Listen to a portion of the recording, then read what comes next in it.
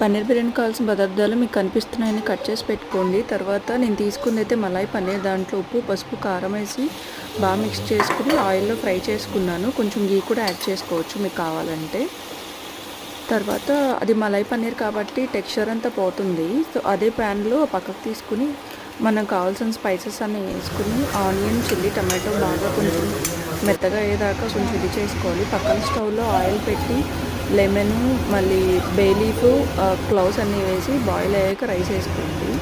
అది అవుతూ ఉండగా దీంట్లో అల్లం వెల్లుల్లి పేస్ట్, కారం, కొంచెం ఉప్పు వేసుకుని బాగా తిప్పి తర్వాత నేను ఆల్మండ్ పేస్ట్ కూడా యాడ్ చేశానండి, క్రీమీ టెక్స్చర్ అండ్ టేస్ట్ కోసం. తర్వాత కర్డ్ యాడ్ చేసుకోండి. అండ్ కర్డ్ పుల్లగా లేకుండా చూసుకోండి. పుల్లగా ఉంటే మొత్తం బిర్యానీ అంతా కొంచెం పుల్లగా అనిపిస్తుంది. కర్డ్ వేసాక బాగా తిప్పి ఒకసారి మూత పెట్టుకుంటే మీకు బాగా ఉడికి ఆయిల్ అంతా పైకి రావాలి. పక్కన మీరు రైస్ ఉడుకుతుంది కదా, తర్వాత దీన్ని ఒకసారి తీసి చూడండి. 80% రైస్ కుక్ అవ్వాలి. పన్నీర్ కూడా వేసి ఒక 5 minutes కుక్ చేయండి. సో సాఫ్ట్గా అవుతుంది. ఇప్పుడు కొరియాండర్ యాడ్ చేయండి. నెక్స్ట్ రైస్ యాడ్ చేయండి.